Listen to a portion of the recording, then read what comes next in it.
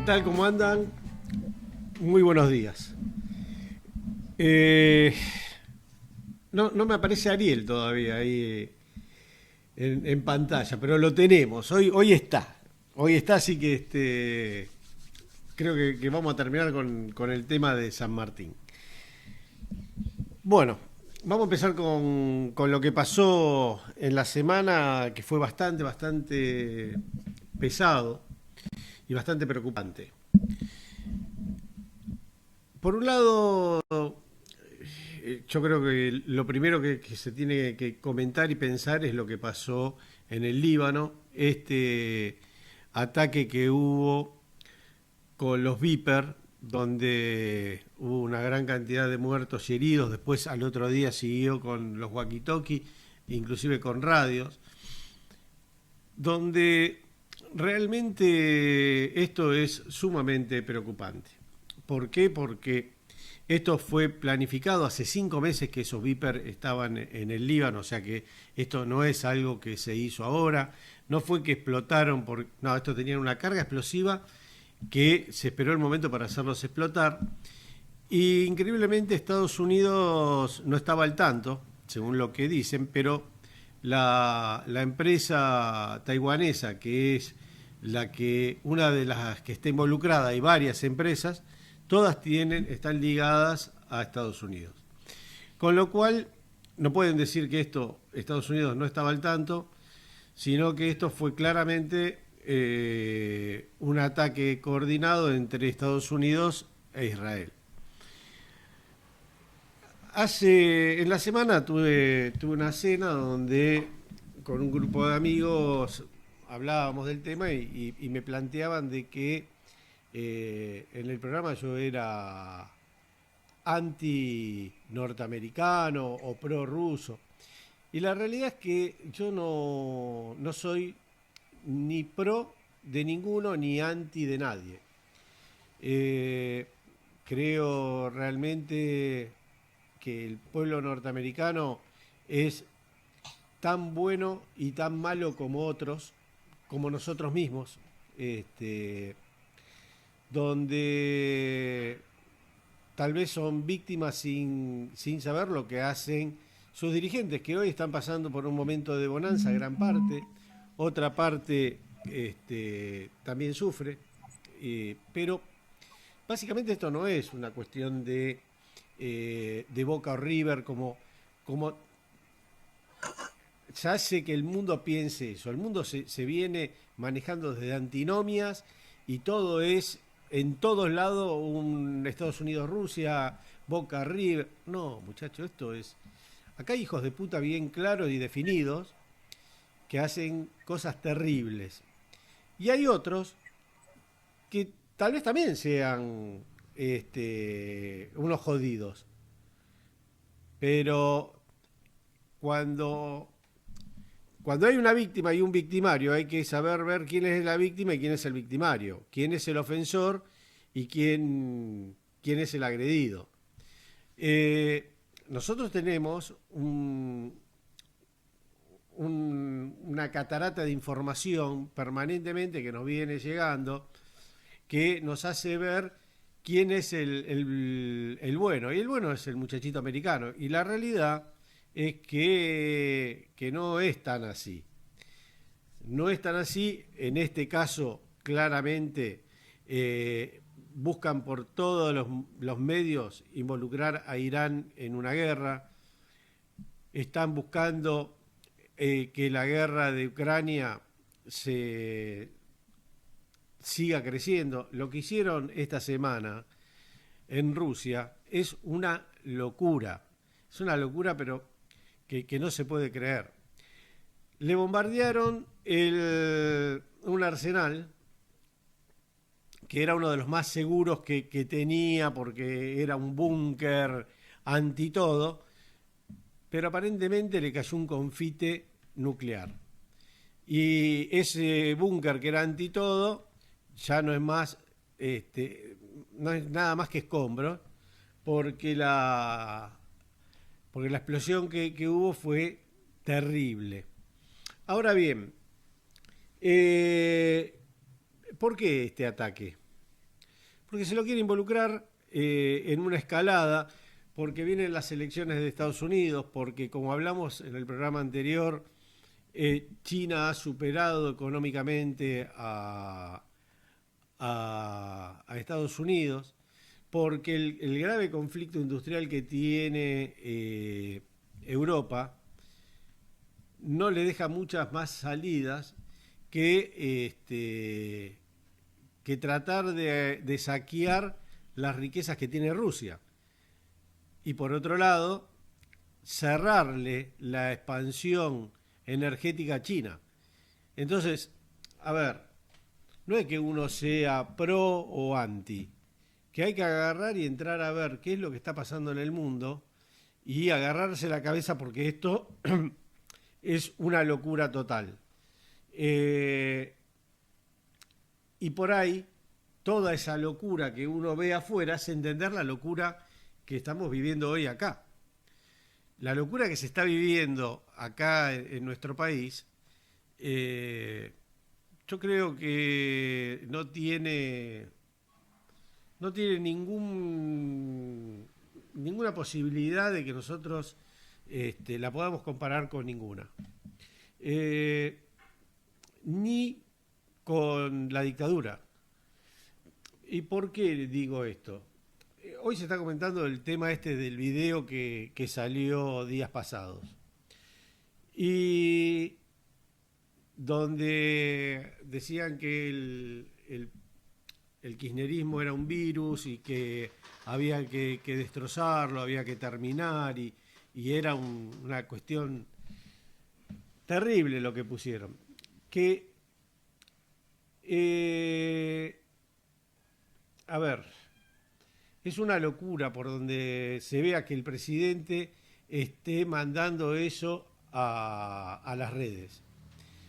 Si eso lo manda Juan de los Palotes y después lo replican el montón de idiotas útiles que hay por todos lados, donde todos somos idiotas útiles que replicamos esas estupideces como gracia. En la semana también tuve una cena con una gente amiga donde salió el tema de que no estaba, uno decía que no estaba influenciado, y yo decía que todos estábamos influenciados, porque es tal el bombardeo que tenés que no podés dejar de estarlo. A su vez, que decía que no estaba influenciado era uno de los que mandaba esos videos de chiste permanentemente.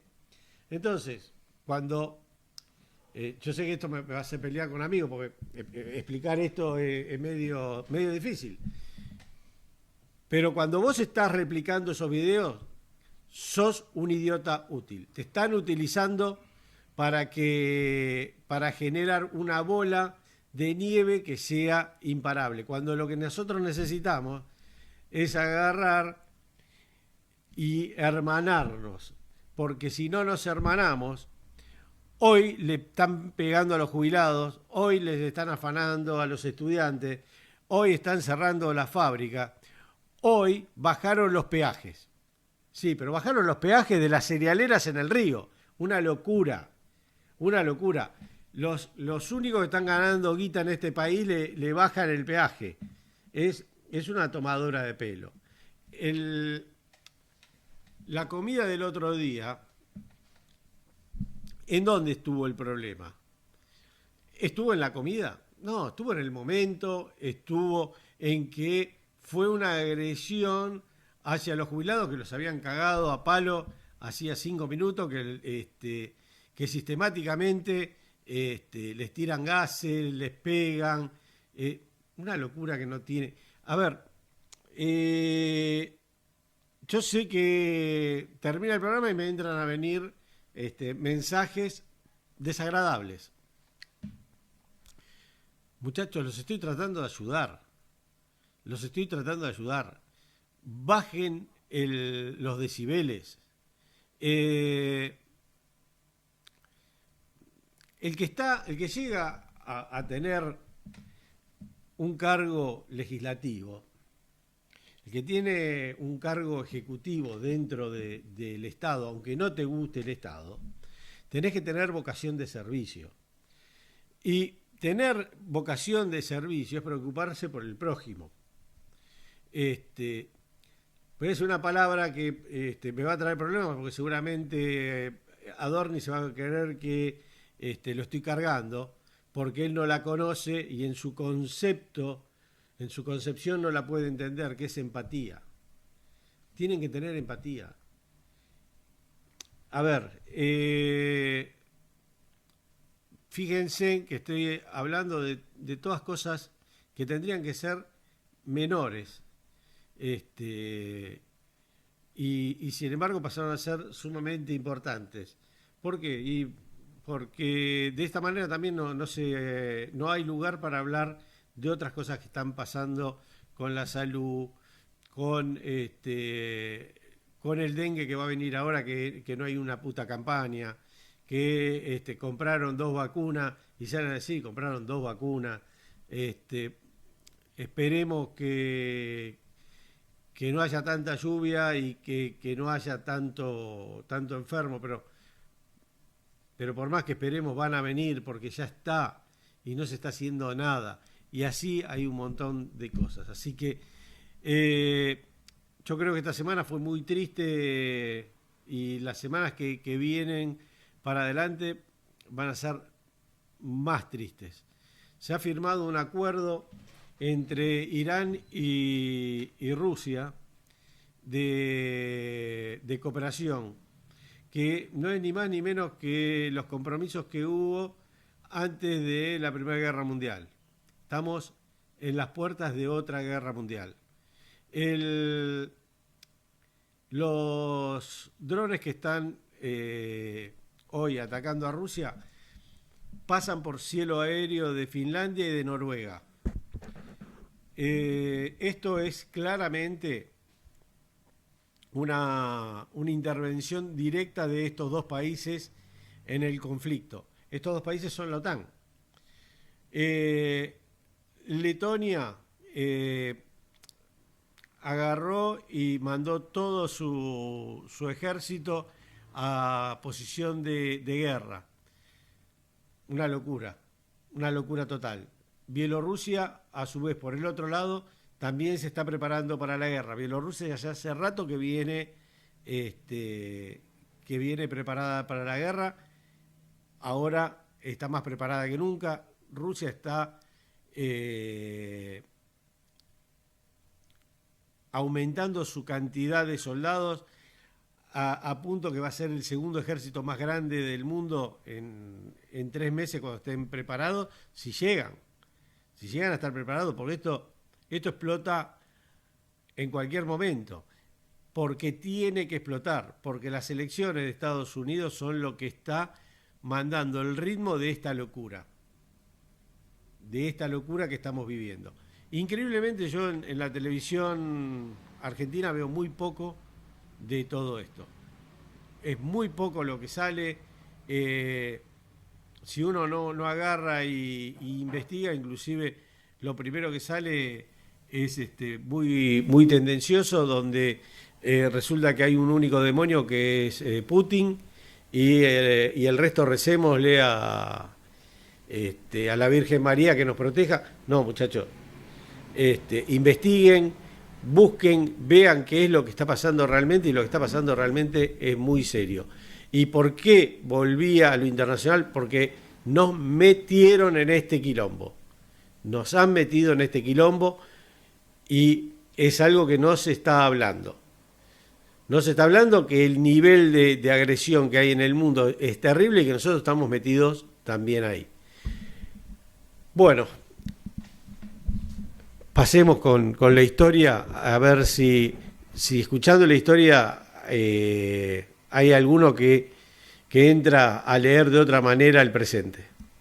¿Qué tal, Ariel? ¿Qué tal, Raúl? ¿Cómo estás? Bien, bien. ¿Cómo andan? Bueno, hoy nos toca la última parte de San Martín. Bueno, vamos con todo entonces. Claro, tenemos ya como posponiendo estas instancias, pero bueno. La semana pasada nos mató Colapinto, por suerte, que hizo un carrerón. Sí, Y bueno, vino bien. Mirá, la verdad que sí, faltamos para que gane el Colapinto. claro, Nos vino bien. para que le vaya bien al pibe, bueno, Sí, sí, para todo el proceso que va. No es que ganó, pero en realidad sí ganó porque su carrera para un principiante fue muy... bueno, Johnny, te digo, recién llegó y ahora él está trabajando en Campeones. Y yo me reía porque a él no le gustaban los autos, no le interesaban las carreras, ¿viste? Nada, anti. Bueno, ahora llegó, me dio una lección de Fórmula 1 de IndyCar, así que a Johnny en cualquier momento lo sentamos acá y que nos cuente lo último que no saque campeones, lo vamos a chorear acá con Johnny. Y bueno, eso que nos pasaba a nosotros con Reutemann, ¿no? Claro. Bueno, a ver, nosotros habíamos dejado a San Martín en la última etapa, en Londres, después viene su periodo en el cual comienza con problemas financieros, digamos. San Martín no es que tuviera problemas económicos, sino más bien financieros. A él le debían mucha plata. Pero claro, hacerse de esa plata que era la pensión que tenía el Perú, que no se la mandaba. Los sueldos de Chile no se la mandaban. Él tenía sueldos atrasados en Buenos Aires, que obviamente estando Rivadavia en el poder, tampoco iba a tener posibilidad de acceder. Tenía renta de alquileres de las casas de Buenos Aires, incluso había heredado de parte de la familia Escalada, digamos, y tampoco había podido vender esas propiedades ni hacerse de ellas. Eh, bueno, su Y chacra de también, Mendoza, también tenía emprendimientos en Mendoza. exactamente, su chacra de Mendoza y esos emprendimientos que él tenía en relación con él. Y bueno, y también tenía unos fonditos en la Banca de Londres, cosa que Álvarez Jonte le administraba esos fondos, que era lo único que él tenía disponibilidad, digamos, esa plata que podía contar porque tenía ese. Bueno, él, sabemos que Londres es una de las ciudades más caras y en ese momento él no estaba en condiciones de pagarlo, entonces había decidido pasar a Bélgica. Pero en Bélgica, si bien era más barata la vida, no podía estar con Mercedes. Para él, los estudios de Mercedes eran prioritarios, entonces le había dejado a Mercedes y él viajaba de Bruselas a Londres para visitarla periódicamente. Pero él estaba ahorrando con no viviendo directamente ni pagando alquileres en Londres.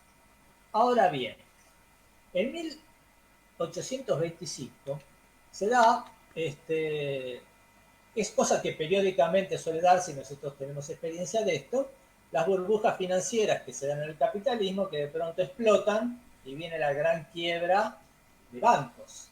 Bueno, en Londres quebraron 66 bancos con la burbuja financiera que estaba en qué? En los empréstitos que se estaban dando en Londres en función de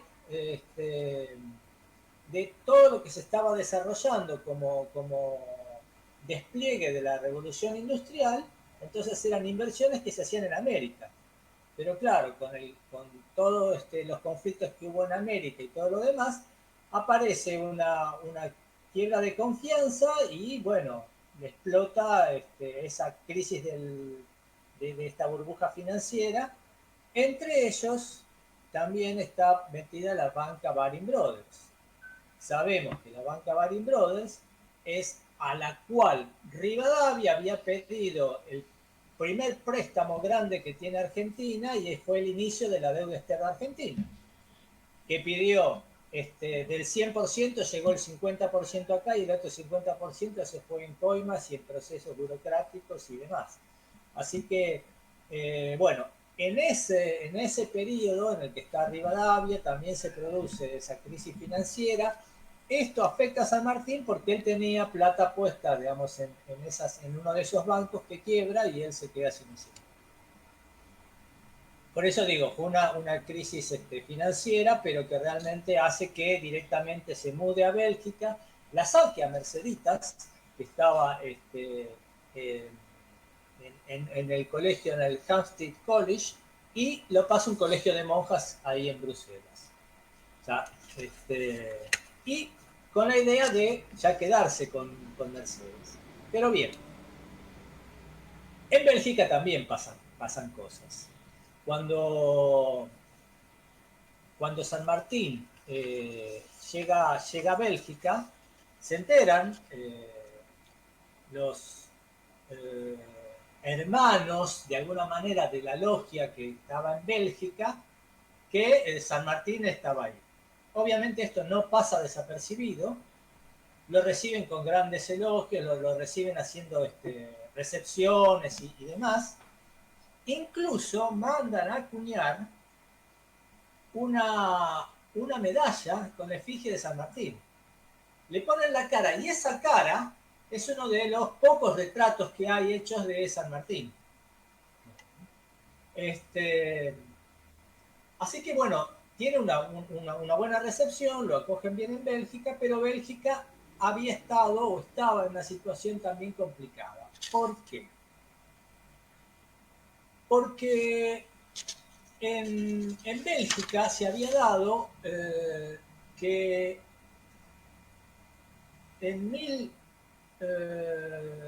que cuando se produce la revolución francesa, bueno, todas estas ideas traen una crisis, viene Napoleón, etcétera, etcétera. La caída de Napoleón trae la restauración de lo que fue el absolutismo. Imagínense, toda Europa con el absolutismo, hay un congreso se llama el Congreso de Viena, y en el Congreso de Viena es donde se da una distribución para que sea equitativo la repartija el equilibrio, digamos, mundial, ¿no? Entonces, en esa repartija, a Bélgica la unen con Holanda bajo el mando de los Orange, ¿no? De los naranjas, digamos, de Holanda, de los Países Bajos. O sea que Bélgica estaba unida a Países Bajos, y para los de Bélgica esto fue realmente traumático. Y se genera todo un movimiento libertario. Cuando San Martín viene, conociendo lo que había hecho en América, lo primero que hacen es ofrecerle a San Martín que siga a cargo del proceso revolucionario en Bélgica. Así que, bueno, San Martín agradece, pero no se pone en este proceso revolucionario. Bueno, vamos a hacer un paréntesis ahí para ver que en todos los lugares donde iba San Martín se armaban. Te cuento algo interesante, no es relevante, pero sí es interesante. Vos sabés que las zanahorias no son naranjas. La zanahoria era blanca. Y empezaron a hacerle una serie de transmutaciones para que quede de color naranja, porque era parte del gran negocio de los Orange. Y terminó siendo hoy como la conocemos, de color naranja la zanahoria, pero la zanahoria era color blanca. Mirá vos, eso no lo sabía. No hace mucho lo escuché, vi cómo habían hecho el tema para mutarle el color, y hoy hoy no, ya hace sí, 200 años que la zanahoria es naranja. Por producto de una mutación genética, digamos. Sí. Bueno,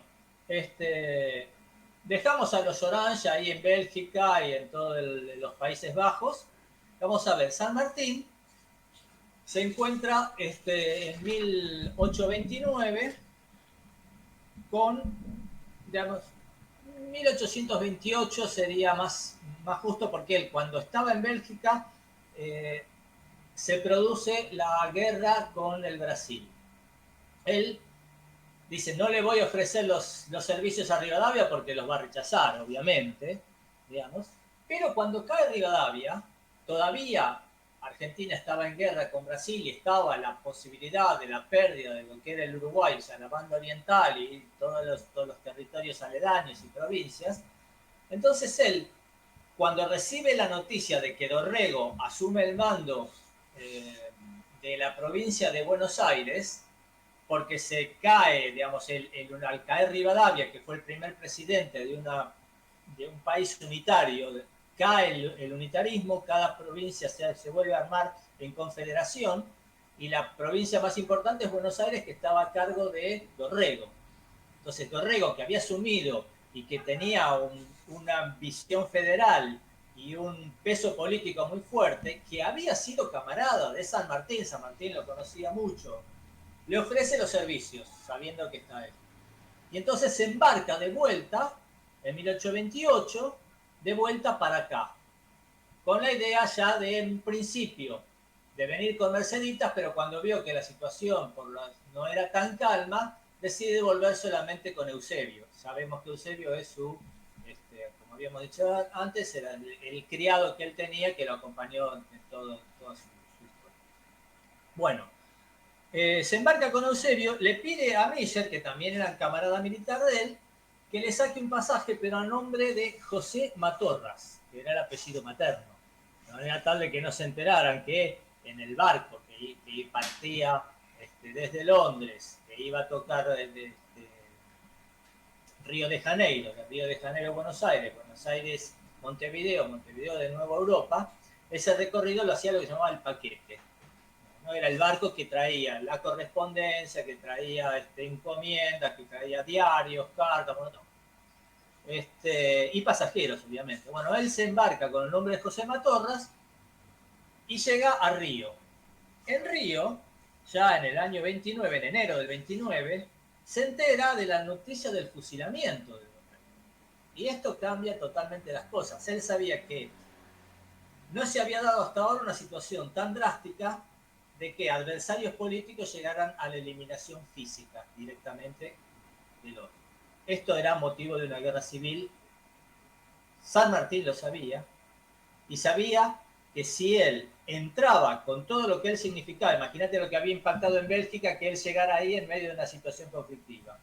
Acá, que encima siendo él argentino, de alguna manera había nacido acá, era su tierra natal, le iban a pedir que se incorporara a alguno de los bandos o que tomara cartas en el asunto.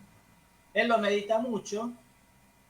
Ya en Brasil tiene la noticia de que había llegado San Martín al Brasil, había corrido, había salido en la prensa y por la prensa había llegado a Buenos Aires, de manera tal que cuando el barco llega a Buenos Aires, ya todo el mundo sabía que ahí venía San Martín. Y esto fue un trago muy difícil, porque San Martín ahí decide no desembarcar. Bueno, él ya había tomado esa decisión de no desembarcar, porque cualquier partido que él tomara iba a impactar directamente en el resultado de esa guerra civil. Él tenía un montón de camaradas. Cuando él llega, vienen a visitarlo al barco, él no desembarca. Vienen, por supuesto, sus camaradas, Manuel Olazábal y Álvarez Condarco, dos personas con las que él tuvo mucho contacto, se siguió viendo permanentemente, incluso Olazábal escribe las memorias, San Martín, pero le advierten de toda esta situación y él le dice que él no está dispuesto a desembarcar en estas condiciones porque implicaría derramar sangre de hermanos, y él no va a sacar su sable para matar hermanos.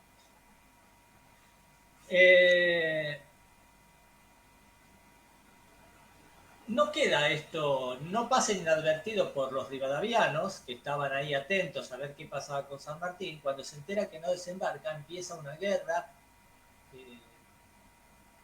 de trenza, digamos, ¿no? Una jugada política diciendo que San Martín no consideraba que la Argentina fuera un territorio digno, que él no podía estar en un lugar así, diciendo cómo podemos disuadirte de que de que vengas y nos ayudes con todo lo que vos sabés y lo que vos podés hacer por el bien de la patria. Bueno, le empiezan a jugar con todo este tipo de cosas, escribiendo cartas en los periódicos rivadavianos, sin firmar, siempre ninguno daba la cara, pero escribían cosas terribles en relación con esto, jugando. Bueno, esto le confirma a San Martín que él no debe desembarcar.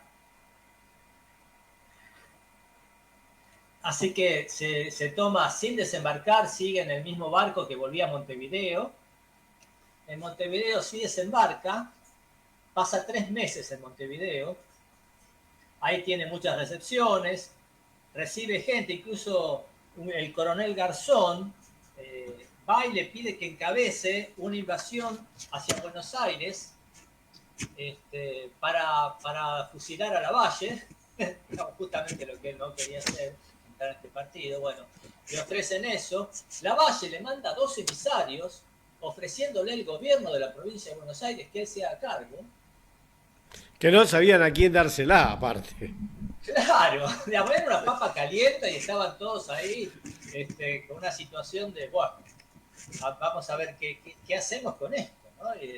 Bueno, él se da cuenta, dice, que lo único que nos está moviendo acá es la venganza.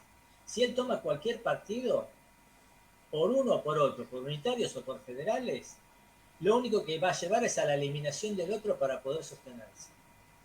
O sea, era tal el nivel de resentimiento, de venganza, de polarización, diríamos hoy, en relación con esta situación, que desembocaría en una guerra civil. La eliminación del adversario no era alternativa para él. No era alternativa política, no era alternativa moral, no figuraba dentro de su esquema de vida. Por eso, por eso es el padre de la patria, y hay algunos que hoy no son nada. Así es, San Martín, entonces, sabía además que Rivadavia era el que había mandado a matar a Lavalle. Digamos que detrás de había mandado a Lavalle a matar a Dorrego. Incluso el mismo Parish, que era el representante británico en Buenos Aires, una persona que no podemos tildar para nada a favor de los federales,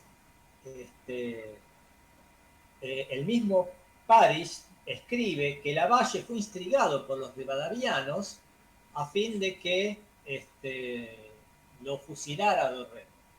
Que Dorrego había cobrado tal importancia que era necesaria la eliminación física para poder imponer sus ideas.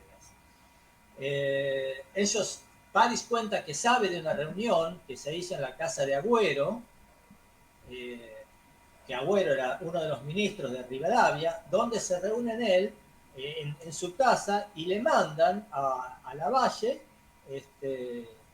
la sugerencia, entre comillas, del fusilamiento de Dorrego, que eso era lo único que le iba a hacer bien a la patria y que no iba a poder sostener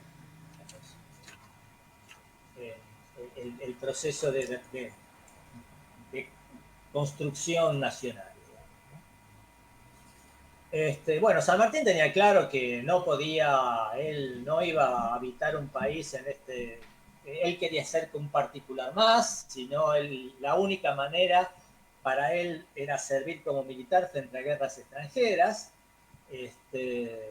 y entonces, bueno, decide al no poder ser un ciudadano más y el no haber acuerdos políticos y que él pueda habitar como un ciudadano más, decide directamente ahí en Montevideo, después de 3 meses de recibir todos los ofrecimientos, todos los encuentros que hubo con partidarios de uno y otro bando tratando de convencerlo, decide el regreso y el exilio definitivo. Bueno, toma el barco y en junio de 1829 llega a Inglaterra. Y ahí se produce un accidente muy grave para San Martín. Otro de los grandes riesgos que tuvo su vida, porque iba en carreta hacia Londres cuando la carreta en que iba junto con Eusebio vuelca. Eusebio sale ileso, pero los vidrios de la ventanilla de la carreta donde iban lo cortan gravemente en el brazo. Y él tiene que pasar 3 meses en Inglaterra tratando de recuperarse de esas heridas. Así que, bueno, curado de esta situación, vuelve a Bruselas y ahí aparece nuevamente su situación económica, ¿no? O sea, a jugar porque no recibiendo la crisis económica que hubo, no recibiendo instancias, dice, bueno, instancias económicas que le permitan sostenerse, él directamente ahí trata de quedarse en Bruselas, pero en Bruselas en 1830 se produce una revolución. Vieron, volvamos a lo anterior, vieron que cuando él había ido dijimos que por el equilibrio continental se hubiera unido Bélgica con, bajo el mando de los Orange con los Países Bajos. Bueno, los independentistas belgas le ofrecen nuevamente hacerse cargo de la revolución. Él ve que no solo no se va a hacer cargo, sino que ve que si se queda ahí va a estar en peligro él, Mercedes, su familia. Entonces decide partir para Francia. Ahí en Francia estaba justo Rufino, que era su hermano. Entonces con los contactos de Rufino trata de llegar. ¿Qué pasaba en Francia? Antes no había podido entrar porque estaba Carlos X, que era un absolutista y en esas situaciones San Martín era un subversivo. Pero también en París y en Francia se da una revolución en 1830 en la cual el contexto político es terrible, como vieron en todos lados, ¿no? Bueno, ahí entre el 27 y el 29 de julio de 1830 se produce este levantamiento contra el absolutismo que termina con el derrocamiento de Carlos X y asume Luis Felipe I. Luis Felipe I era también de los Orleans y, bueno, mantiene una especie de monarquía parlamentaria, digamos, en un principio, y esto, bueno, aplaca un poco la situación y hace que San Martín pueda quedarse ahí. Pero bueno, su situación económica era bastante complicada, pero el hermano lo contacta con un tal Aguado. No voy a contarlo de Aguado porque se va a hacer muy largo, pero Aguado era un banquero que tenía, en realidad era un sevillano que había estado en contra de Fernando VII, se tuvo que ir a Francia, en Francia había logrado hacer dinero, ahora se había convertido en banquero y competía dándole préstamos a España, a Fernando VII de España, le estaba haciendo préstamos, entonces Fernando VII lo termina perdonando, nombrándolo, dándole un cargo y demás. Bueno, el tipo se hace de mucha plata, se hace un banquero famoso, compite con Inglaterra y termina haciendo de préstamos a España. Este banquero famoso le hace un préstamo a San Martín y lo salva de esta situación económica tan difícil. Con ese préstamo, San Martín puede sobrellevar bien esta situación, se hace muy amigo de Aguado, y Aguado, además, era un mecenas que le daba plata a los artistas. Imagínense que estamos en 1830 y tenemos personajes al cual bancaba Aguado, como Víctor Hugo, como Lamartine, Delacroix, Balzac, el mismo Rossini, que el que hizo El Babero de Sevilla, Otelo, o sea, era uno de los que escribía ópera, le decía escribir una ópera para el cumpleaños del hijo de Aguado, tiene un montón de instancias de este tipo y él, bueno, vivía en Petit Bourg, en París, en las afueras de París, ¿no? Le hace un préstamo que San Martín promete devolver. Ahora bien, otra de las circunstancias que realmente ponen en tela de juicio todo esto, fue que el cólera aparece en París. Otra de las circunstancias que le va a poner a San Martín en una posición sumamente difícil.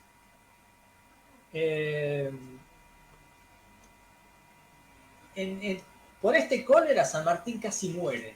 Digamos, él se contagia del cólera, primero a Merceditas, luego se contagia a él, y si no fuera por el novio de Mercedes, un tal Balcarce, Mariano Balcarce, era hijo del militar Balcarce, Antonio González Balcarce, que había sido también compañero de San Martín de Armas.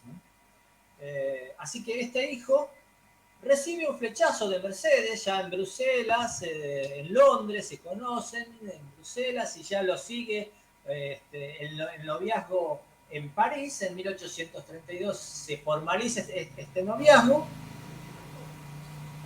y en el momento en que aparece el cólera, este tipo es uno de los que lo salva, porque los atiende a los dos, que eran los dos únicos que estaban ahí, junto con Eusebio, digamos, los atiende. Los salva porque San Martín se contagia no solo del cólera, sino de una enfermedad gástrico-intestinal. Esta enfermedad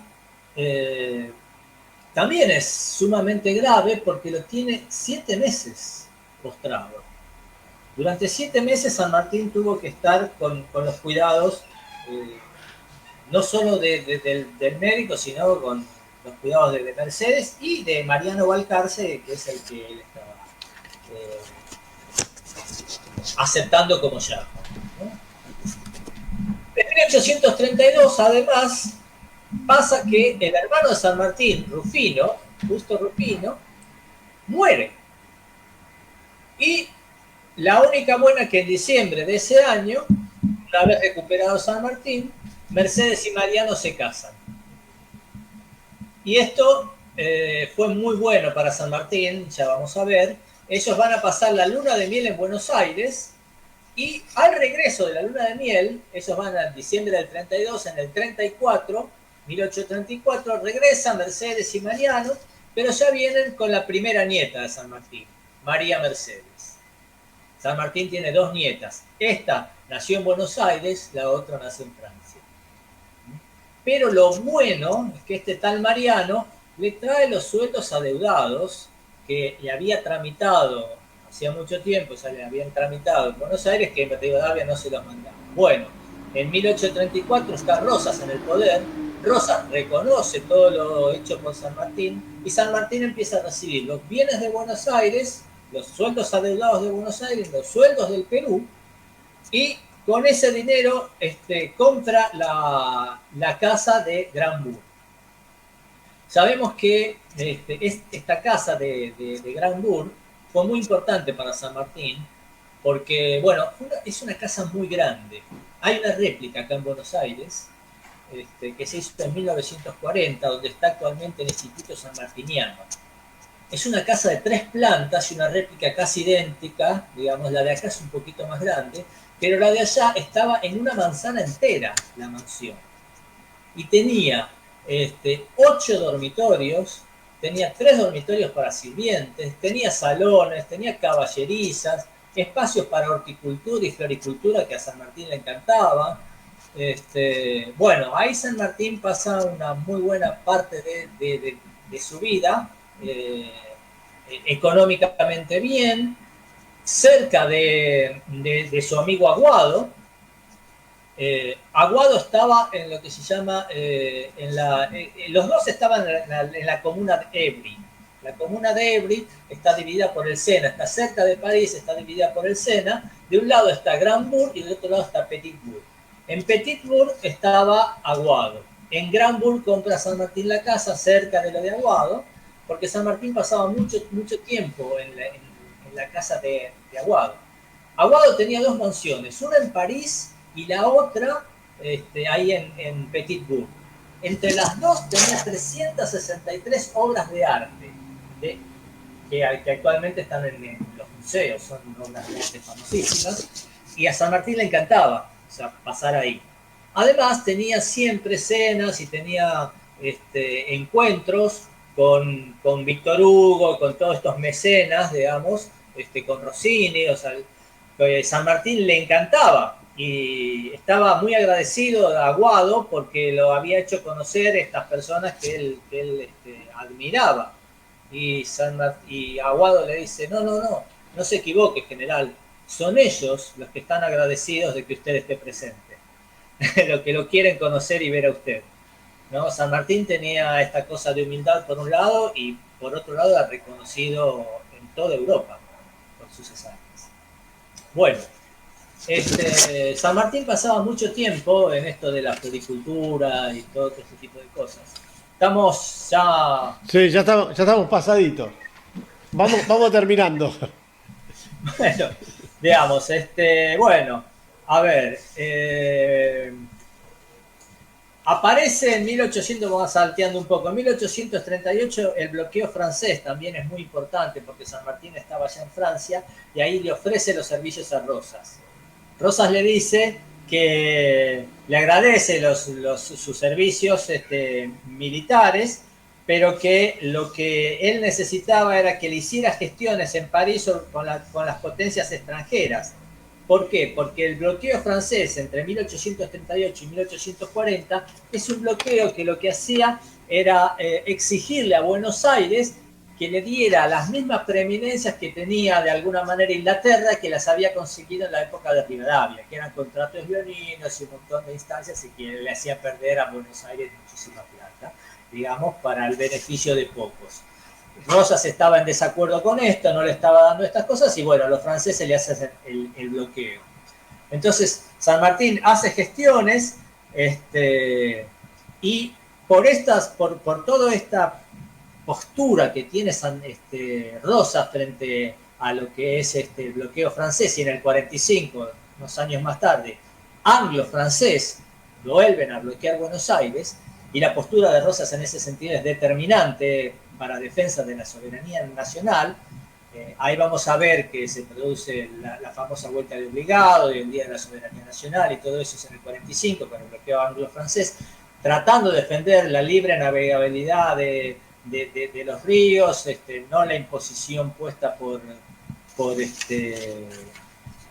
los franceses y por los ingleses. Bueno, San Martín le termina donando el sable a Rosas. Este sable corvo que había quedado en Buenos Aires y que Mariano Balcarce había traído cuando fue de luna de miel a Buenos Aires, cuando vuelve con los sueldos, también le trae el sable corvo. Ese sable corvo en el testamento de San Martín aparece como legado a Rosas, lo cual no lo hace rosista, no quiere decir que San Martín estuviera de acuerdo en todo, pero sí en una postura federal y sí en una postura con respecto a no dejarse humillar y no dejar que unos pocos se lleven la plata de todos. Bueno, me parece que ya lo más importante Está bien, estamos acá porque realmente hay mucho. Cuando digo que San Martín es interminable, hay tanto para sacar, pero sí, realmente dejemos acá. Bueno, Ariel, discúlpame que te corté, pero acá el bestia del operador se tiene que ir a ECO, entonces el tiempo hoy nos mata por eso. El tiempo es tirano y hay que respetarlo. Negrito, te mando un abrazo grande, buenísimo como siempre. Gracias a todos por los que escuchan. Por favor, pónganle me gusta, suscríbanse, que no les cuesta nada y a nosotros nos sirve. Los vemos la semana que viene. Chau, chau.